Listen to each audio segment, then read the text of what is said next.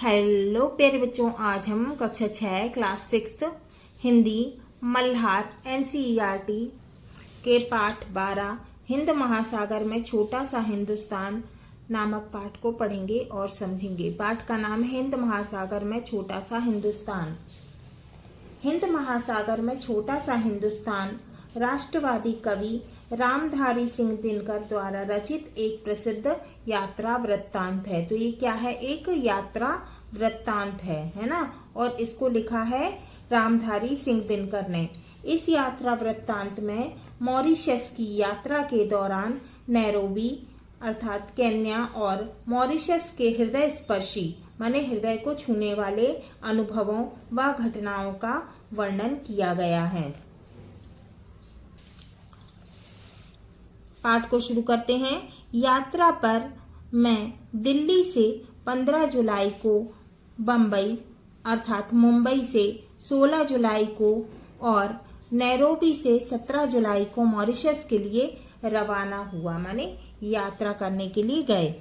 इधर से जाते समय नैरोबी अर्थात केन्या की दुनिया में मुझे एक रात और 2 दिन ठहरने का मौका मिला। माने कितने दिन? एक रात और 2 दिन रुकने का मौका मिला। अतएव मन में यह लोभ जग गया, मतलब कि मन में लालच जग गया कि मॉरिशस के भारतीयों और अफ्रीकियों से मिलने के पूर्व हमें अफ्रीका के शेरों से मुलाकात कर लेनी चाहिए। माने क्या कह रहे थे कि मॉरिशस के भारतीयों और अफ्रीकियों से मिलने के पूर्व माने मिलने के पहले हमें अफ्रीका के शेरों से मुलाकात कर लेनी चाहिए। जहाज अर्थात विमान दूसरे दिन शाम को मिलने वाला था। अतएव हम जिस दिन नैरोबी पहुंचे उसी दिन नेशनल पार्क में घूमने को निकल गए। नैरोबी का नेशनल पार्क चिड़ियाघर नहीं है। तो क्या है? नैरोबी का जो नेशनल पार्क है वो क्या है? चिड़ियाघर नहीं है।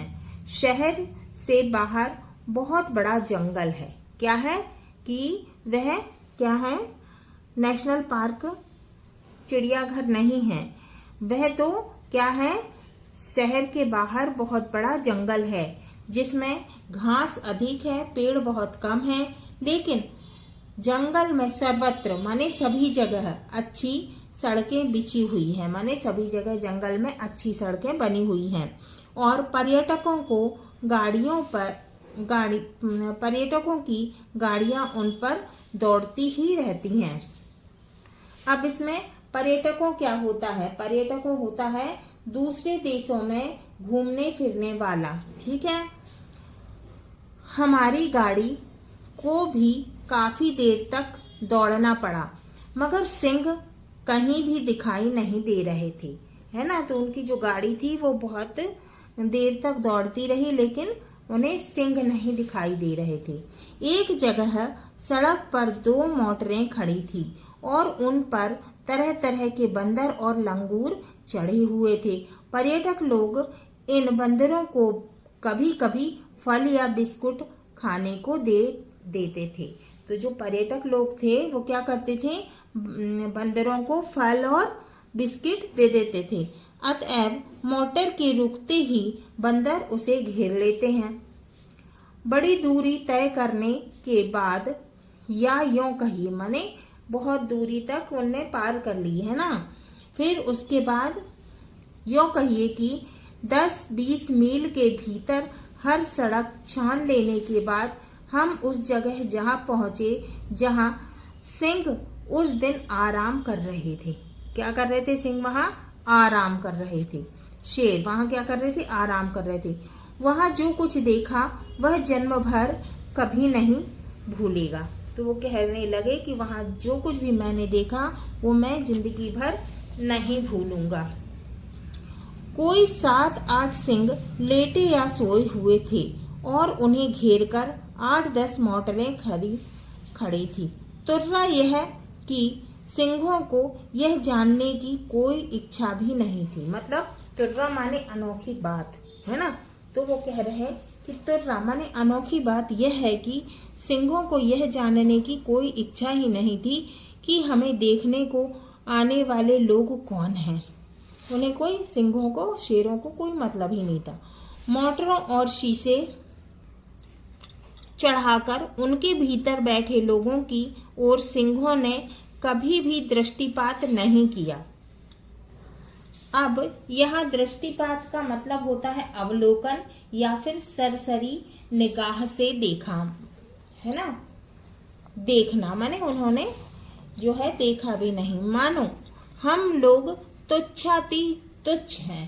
तो ऐसा लग रहा था कि मानो वो लोग कैसे हो, क्या समझ रहे थे शेर, एकदम गया गुजरा या फिर अत्यंत निकृष्ट।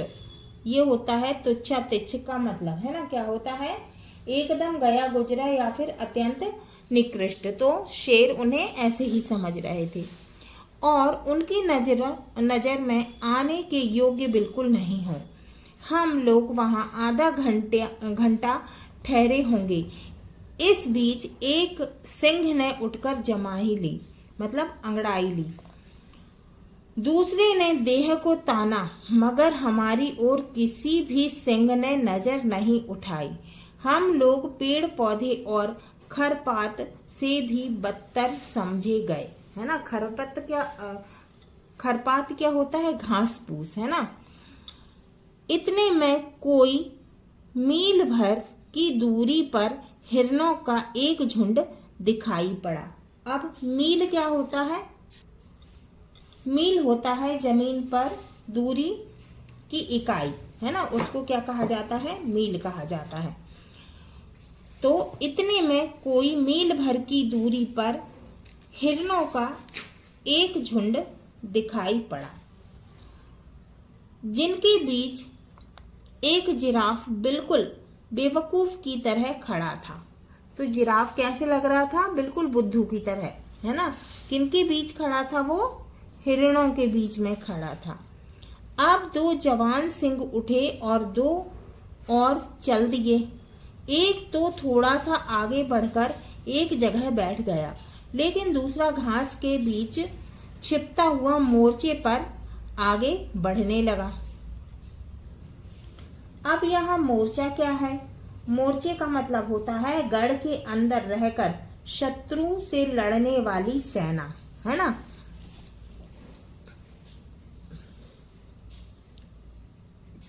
हिरणों के झुंड ने ताड़ लिया। ताड़ लेना माने समझ लेना। तो हिरणों के झुंड ने ताड़ लिया कि उन पर सिंहों की नजर पड़ रही है। माने वो हिरण जो थे वो समझ गए थे कि उन पर शेरों की नजर पड़ गई है। अतएव माने इसीलिए वे चरना भूलकर चौकन्ने हो उठे। माने वो कैसे हो गए, चौकन्ने होने का मतलब होता है हैरान हो जाना, है ना, या फिर सावधान हो जाना, है ना। तो वो कैसे हो गए थे, सावधान हो उठे।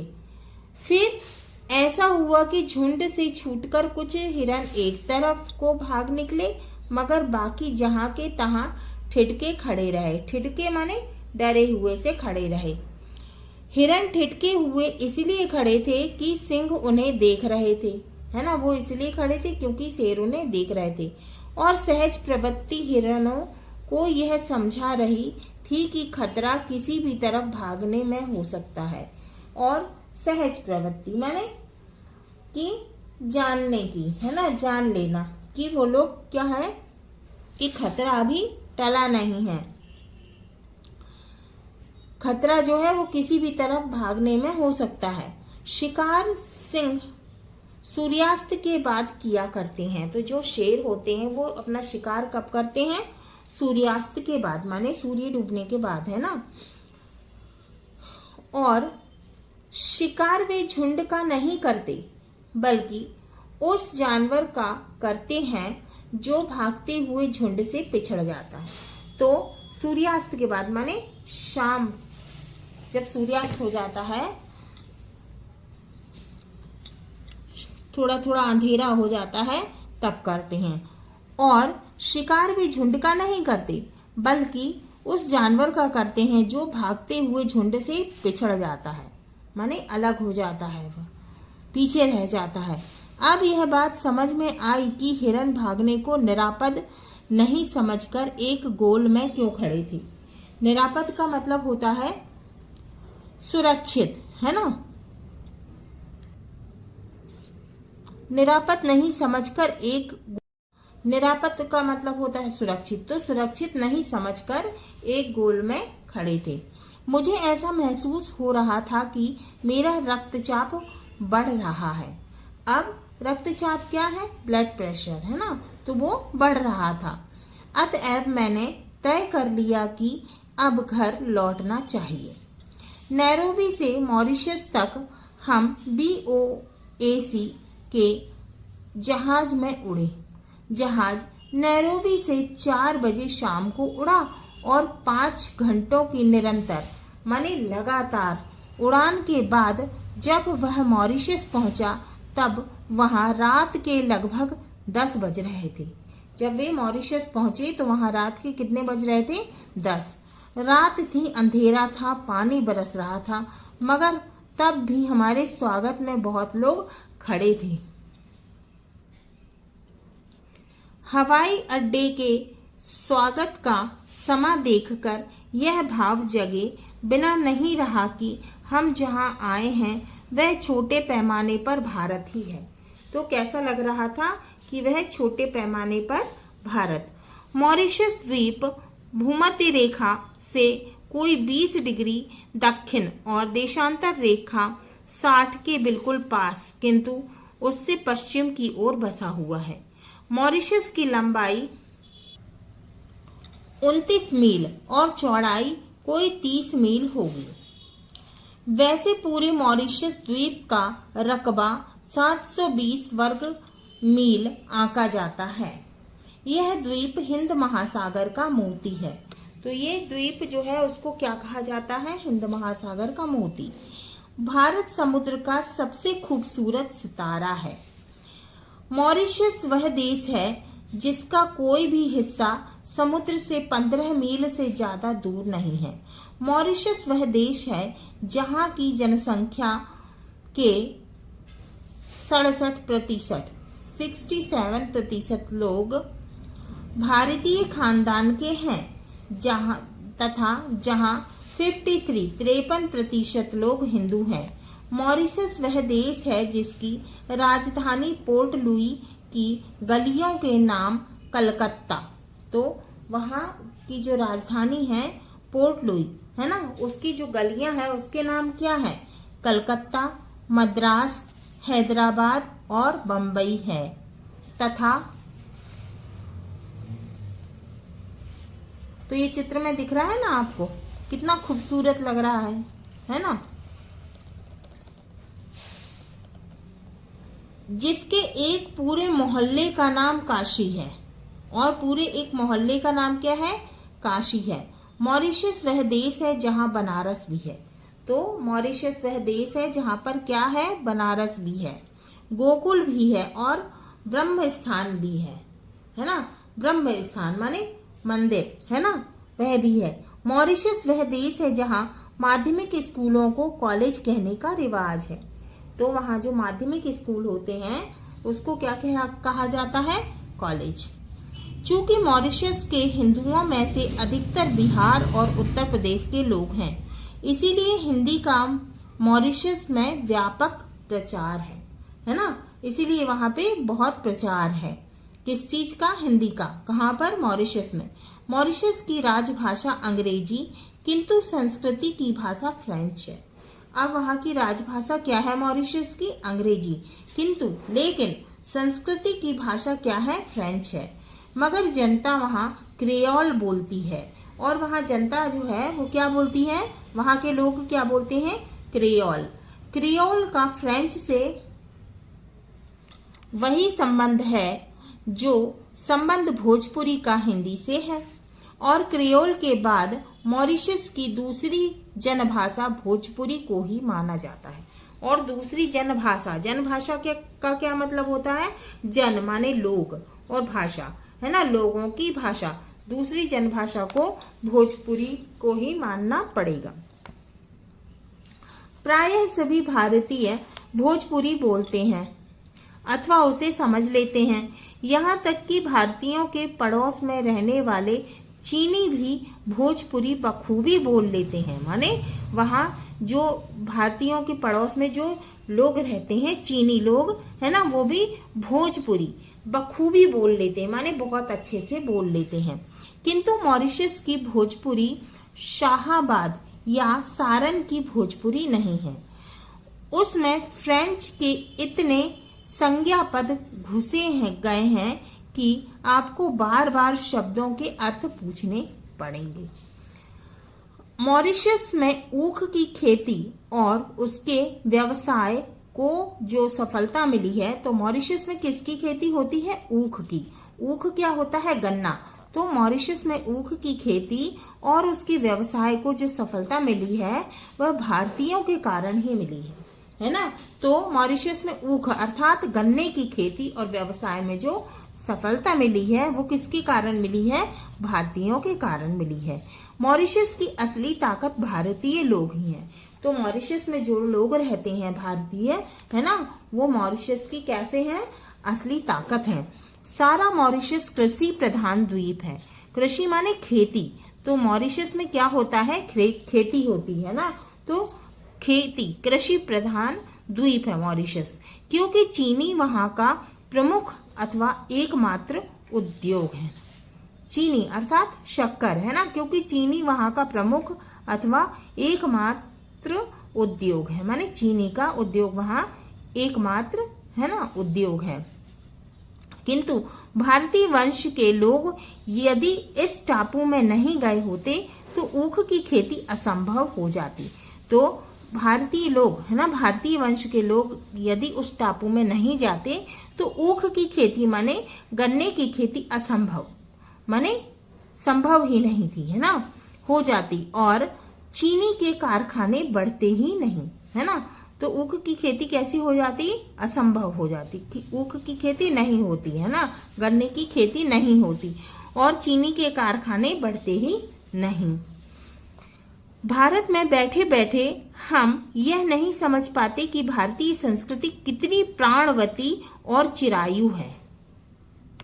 अब प्राणवती का मतलब होता है जीवित होने की अवस्था है ना, और चिरायु का मतलब है लंबी आयु है ना।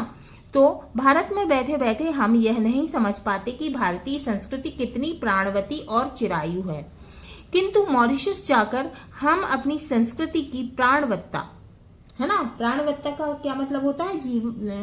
जीवित होने की अवस्था का ज्ञान आसानी से प्राप्त कर लेते हैं। प्राणवती का मतलब होता है प्राणों को देने वाली, ठीक है, और प्राणवत्ता का मतलब है जीवित होने की अवस्था। मालिकों की इच्छा तो यही थी कि भारतीय लोग भी क्रिस्तान हो जाएं, किंतु भारतीयों ने अत्याचार तो सहे लेकिन प्रलोभनों माने लालच को ठुकरा दिया।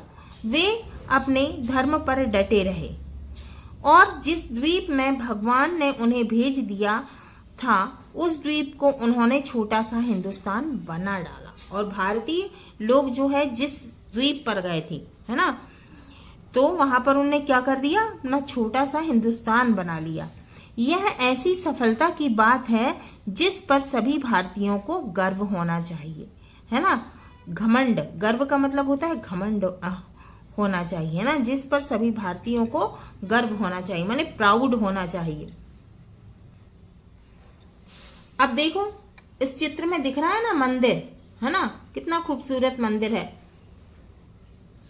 मॉरिशस के प्रत्येक प्रमुख ग्राम में, माने मॉरिशस के प्रत्येक माने हर एक प्रमुख ग्राम में माने गांव में शिवालय होता है। शिवालय माने शिव का आलय, माने शिव का मंदिर है ना। आलय का माने होता है घर है ना, तो शिवालय माने शिव का मंदिर होता है। मॉरिशस के प्रत्येक माने हर एक प्रमुख ग्राम में हिंदू तुलसीकृत रामायण है ना, तुलसीकृत रामायण माने तुलसीदास द्वारा रचित रामायण रामचरितमानस का पाठ करते हैं। किसका पाठ करते हैं? रामचरितमानस का। अथवा ढोलक और झांझ, झांझ क्या होता है, मंजीरा पर उसका गायन करते हैं। मॉरिशस के मंदिरों और शिवालयों को मैंने अत्यंत स्वच्छ और सुरम्य पाया, है ना। तो मॉरिशस के मंदिरों और शिवालयों माने शिव भगवान के मंदिर, है ना, शंकर जी के मंदिर को मैंने अत्यंत स्वच्छ माने बहुत ही ज्यादा साफ सुथरा पाया।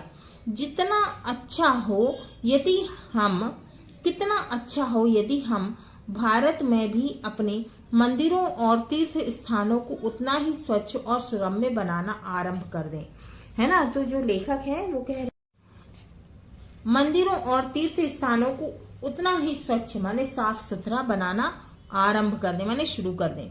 जितने स्वच्छ वे मॉरिशस में दिखाई देते हैं, जितने साफ सुथरे कहाँ दिखाई देते हैं, मॉरिशस में।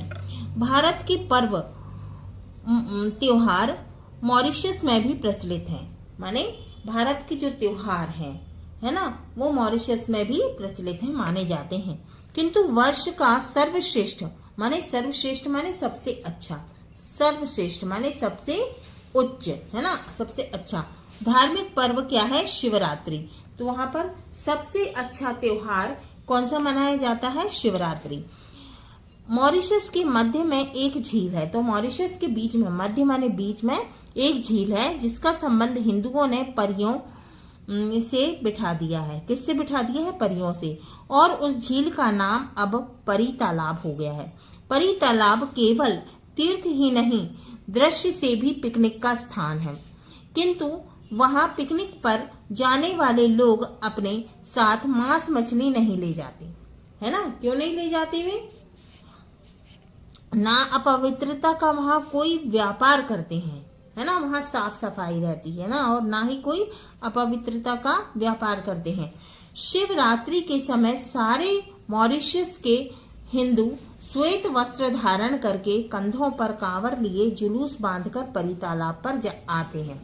तो शिवरात्रि के समय, है ना, सारे मॉरिशस के जो हिंदू हैं वो श्वेत वस्त्र माने सफेद कपड़े धारण पहन करके कंधों पर कांवर लेकर जो है वो जुलूस बांधकर परी तालाब पर आते हैं और परी तालाब का जल भरकर अपने अपने गांवों के शिवालय को लौट जाते हैं। तो वहां का जो है पानी भरकर क्या करते हैं, शिवालय को, अपने अपने गांव के शिवालय में जाते हैं तथा शिवजी को जल चढ़ाकर अपने घरों में प्रवेश करते हैं। और वहां क्या करते हैं, भगवान शंकर को जल चढ़ाते हैं और अभिषेक करते हैं। और क्या करते हैं कि वे ये सारे अपने अपने घरों में आ जाते हैं।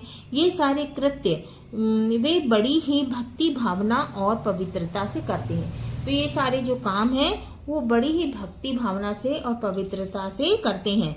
सभी वयस्क लोग उस दिन उजली धोती, है ना, जो वयस्क लोग होते हैं वो साफ सुथरी धोती, उजली कमीज, है ना, बहुत ही स्वच्छ साफ सफेद कमीज और उजली गांधी टोपी पहनते हैं। हाँ, बच्चे हाफ पैंट पहन सकते हैं, लेकिन गांधी टोपी उस दिन उन्हें भी पहननी पड़ती है, बच्चे भी पहनते हैं। परी तालाब पर लगने वाला यह मेला मॉरिशस के प्रमुख आकर्षणों में से एक है और उसे देखने को अन्य धर्मों के लोग भी काफी संख्या में आते हैं।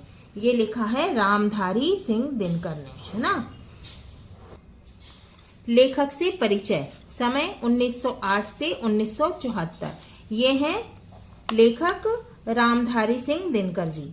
आपने जो रोचक यात्रा वृत्तांत पढ़ा है उसे हिंदी के प्रसिद्ध लेखक रामधारी सिंह दिनकर ने लिखा है।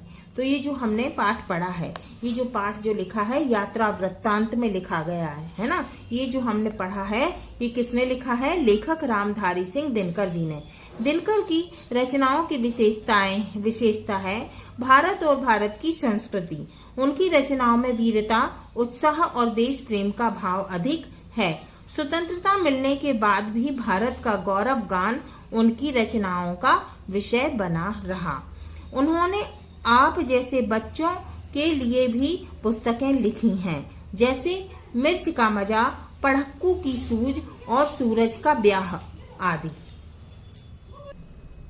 हाँ तो बच्चों, ये हमारा पाठ 12 हिंद महासागर में छोटा सा हिंदुस्तान पूरा हुआ। अगले वीडियो में हम इसके प्रश्नों के उत्तर को हल करेंगे।